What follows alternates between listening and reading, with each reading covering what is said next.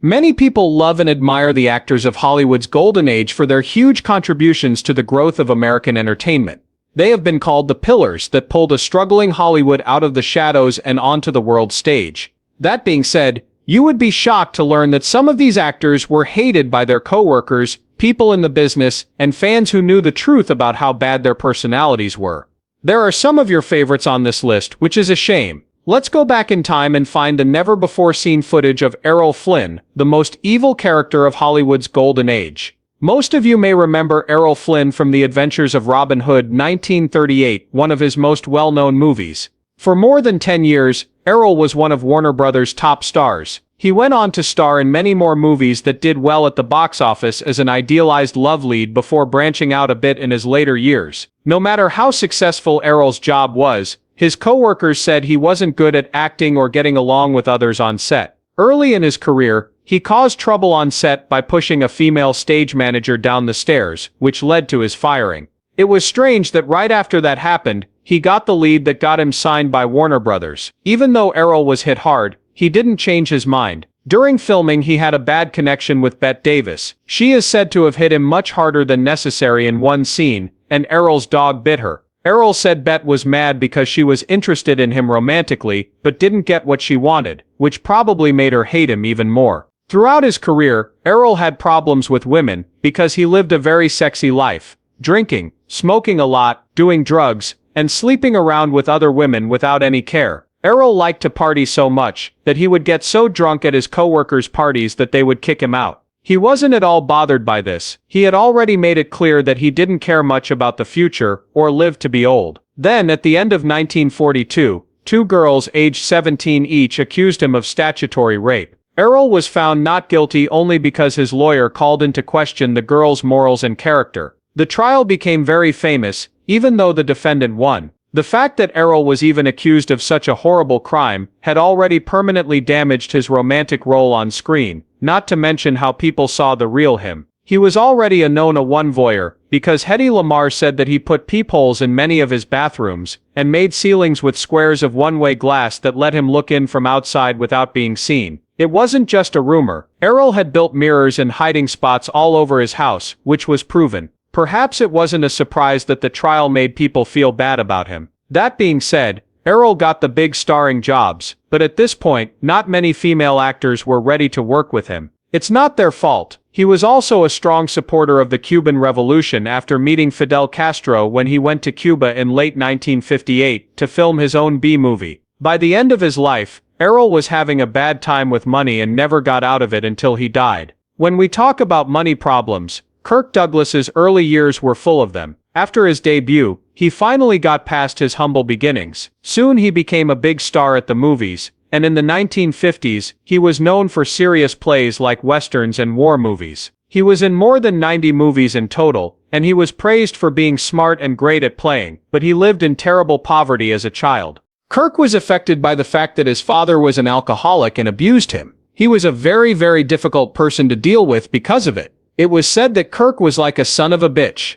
I'm probably the most disliked actor in Hollywood, and I feel pretty good about it because that's me. I was mean when I was born, and I think I'll be mean when I die. Besides that, he said, I was filled with a great deal of anger. I was scared to show my anger because my father had so much more and was so much stronger. Even the few close friends he had, like Burt Lancaster, said, Kirk would be the first to tell you that he is a very difficult man, and I would be the second. Soon after, it was said that Kirk's violent behavior had also been used against women. It was said that he raped Natalie Wood in the summer of 1955 when she was 16 and he was 38 years old. This claimed rape was later written about in Susanna Finstad's 2001 biography of the actress, but Suzanne never named the person who did it. 13 years later, the claim got more attention when several people pointed to an unnamed blog post from 2012 that accused Kirk.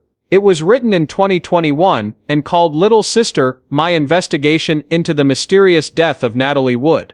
Lana Wood claimed that Kirk had raped her sister for many hours. In the end, this didn't hurt Kirk, who lived a long time and won many awards as an actor, author, and humanitarian. For some, the hate wasn't subtle, and it took away almost everything they had. Jane Fonda, who won a lot of awards and was called the most hated woman in the US, is a good example. Because she fought in the Vietnam War, she is still hated so much that people feel disgusted and hateful when they hear her name decades after the event that made them angry. She took part in political activities in the 1960s to support the civil rights movement and fight against the Vietnam War. She even went to Vietnam to show how much she cared about the cause. She talked on the radio in Hanoi and denied that the American prisoners of war were in bad conditions, saying that they didn't look like they were being abused. The thing that got her the most abuse, though, was taking a picture on a North Vietnamese anti-aircraft gun. Veterans in both North and South Vietnam were furious about this because they couldn't believe she would do something so crazy. She was soon called Hanoi Jane. Later she said,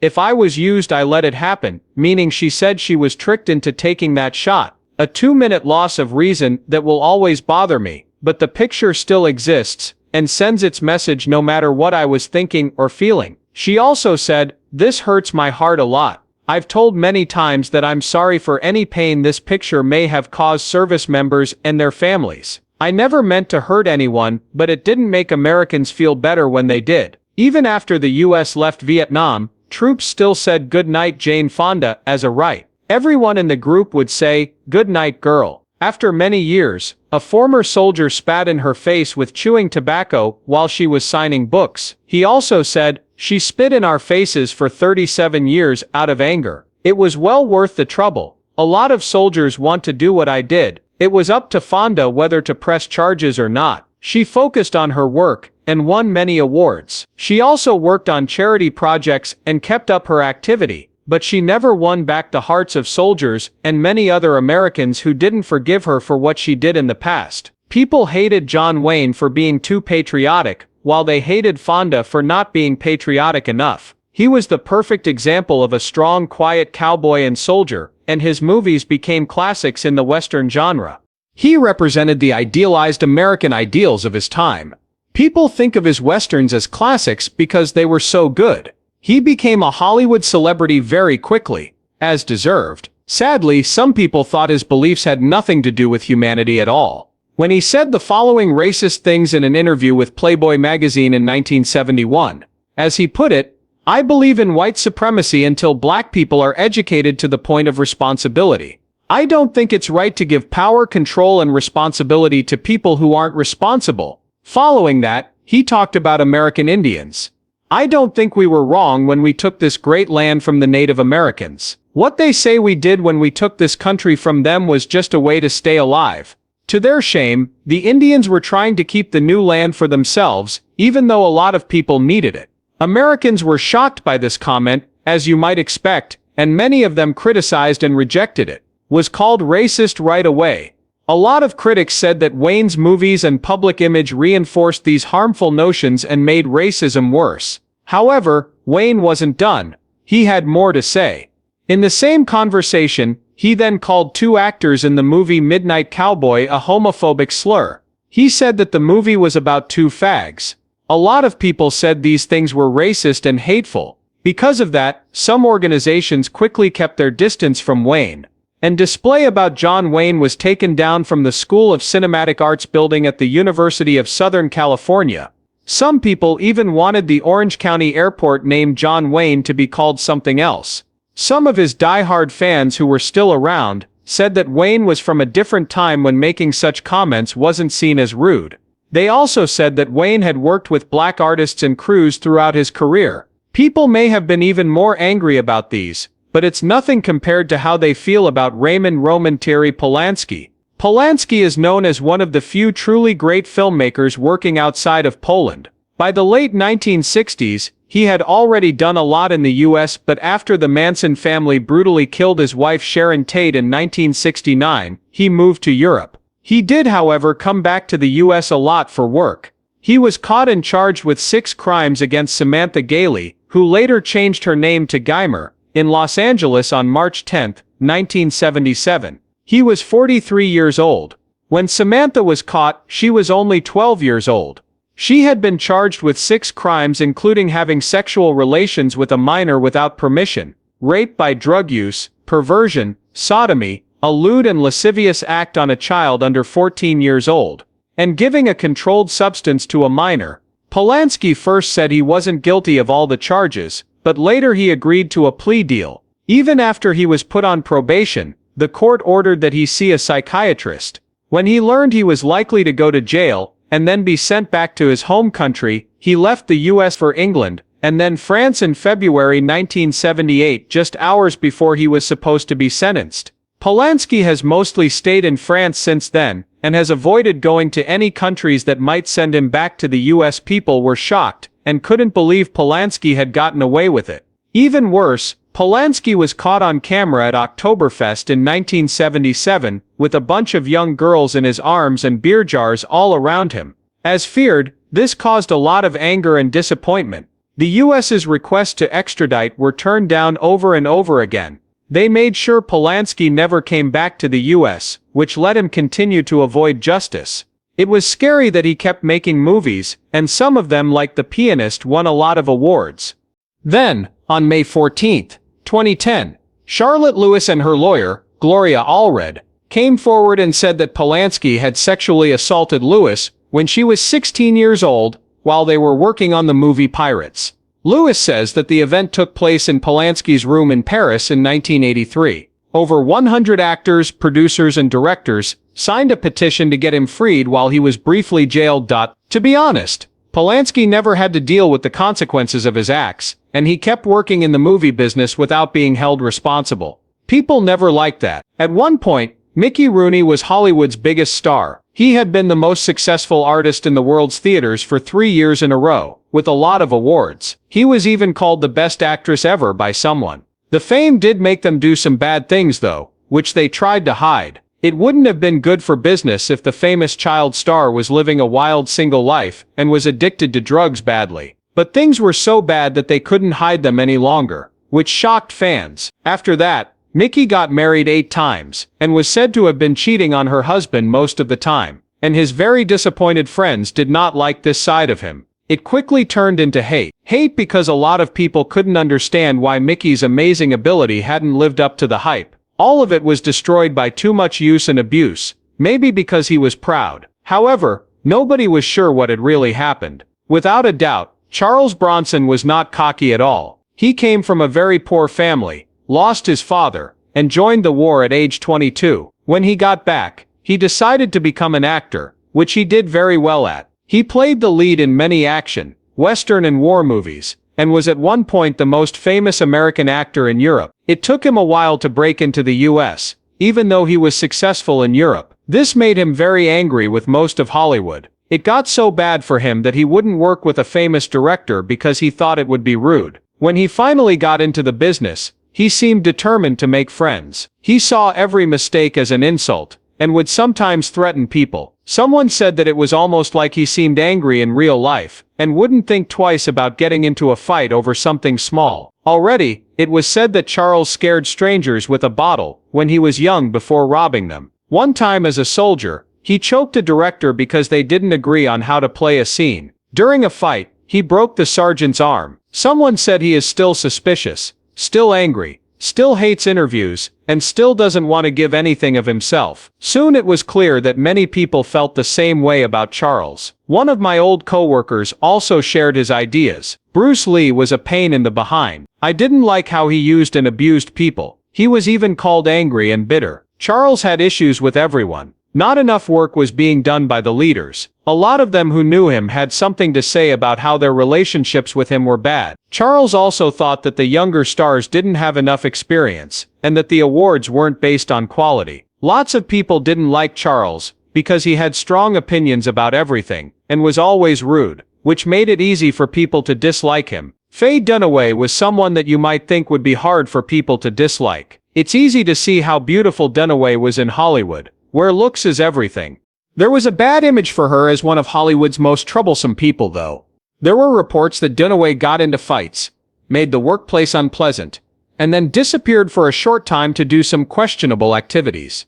A first-hand report from someone who worked with her on set confirmed these rumors. As part of a project, she was said to have hit another actor across the cheek much harder than needed. Paul Huntley, a Broadway wig artist who worked with Dunaway in 1996, saw how unstable she was. He talked about a time when Dunaway was unhappy with how the hairpins were being displayed, which made her slap his assistant's hand. These stories made it clear that Dunaway was a tough and demanding actress. Besides causing problems on screen, Dunaway was said to have strange habits off screen, like peeing in trash cans and not liking it when people flushed the toilet in her dressing room. One story said that Dunaway threw a cup of urine-filled liquid at a director one time when they didn't agree. When asked about this claim, Dunaway said it was ridiculous and refused to give a proper answer. Even stars who are known for being difficult have been shocked by Dunaway's behavior. James Woods, who shared the screen with her in The Missing Amy, talked about a time when she threw something at him for making up a line on the spot. Even Bette Davis, who was known for having a fiery personality, said that Dunaway was one of the most difficult people in Hollywood. Another case like this one of someone you wouldn't think would be the most evil person. When talking about old Hollywood comedies, Peter Sellers is the best known for his role as Inspector Clouseau. The lead detective in the Pink Panther series, he did some great work as an actor. The actor, on the other hand, was, in a word, strange. He talked to his mother who had died, and took her shrine with him everywhere. Edward, who was in charge of making the Pink Panther movies, was having a hard time with Peter's crazy behavior. Peter's mood swings and deep-seated fears clashed with Edward's methodical approach, which caused chaos behind the scenes. Peter thought that his crazy behavior fueled his creativity, and was afraid that the humor would suffer without it. His unusual ways of doing things often got in the way of shooting, which made Edward angry. There were times when they didn't talk to each other, using their helpers to talk to each other. Even though they had a rough relationship, the movies they worked on together were big hits, like the 1968 classic The Party, and 5 Pink Panther movies. Milton Berle was a pioneer in his time, and a name that many people knew. He captivated millions of people with his sharp wit and undeniable charm. His weekly TV show became so important to the business world that companies would close down to make sure their customers didn't miss an episode. People eagerly tuned in to see this character's many antics. He became so popular that, at the height of his fame, stories came out that he had such a big impact that in the 1950s, TV sales went through the roof because of his show. He was one of the first big TV stars to be called Mr. Television for making TV and movies more famous. But as time went on, Berle's popularity began to fade. In order to save face, he was asked to host Saturday Night Live, which made the show's creator skeptical. Even though there was some question at first, Berle took the lead, but things went horribly wrong. The cast and team were shocked by his over-the-top actions and refusal to do what they were told. A source said that he was one of the most difficult hosts on the show. His constant fighting for the camera and insistence on micromanaging led to a disastrous SNL show that will never be forgotten. After his disastrous show on Saturday Night Live, he was remembered for being cocky and full of himself. His actions on the SNL set wasn't the only time it happened. During his career, many of his co-workers said they had similar situations. His need to be in charge and be the center of attention often got him into fights with directors, writers, and other actors. What Berle did behind the scenes wasn't worth writing home about either. Even though he was successful at first in his career, his home life was full of problems. He was still known for having a huge ego and being demanding. His actions often made people dislike him. He had been married 4 times and had many public affairs that were often in the news. Even with these personal and work problems, Berle was still loved, but not as many people liked him as they did in the beginning. Advertising for the company did a great job of shaping Wallace's early days as a kind person, but this was a carefully crafted public picture of Beery. Other actors and crew members told me that the truth behind the scenes was not at all cute. Beery was known for being very mean to his co-workers, especially young actors. Aggression against young stars like Mickey Rooney led to the discovery of some very bad parts of Hollywood's golden age. Even though Mickey Rooney had been mistreated, he surprised everyone by saying that he admired Beery. This showed that their relationship was complicated. Some fans think that Mickey's respect could be a sign of professional respect or a way for him to deal with the tough facts of the business. It wasn't a good picture of Beery. Gloria Swanson, someone else, talked about a meeting she had with Beery when she was younger that showed how unsettling the power relationships are in Hollywood. Even Swanson, who is a star in her own right, had bad experiences with Beery. Imagine what other up-and-coming artists must have been through. Many of the people on this list got on it because of how they naturally live their lives when they're not acting. The life in Hollywood seems very glamorous at first, but you quickly learn that all of that glitz hides a terrible, terrible lie.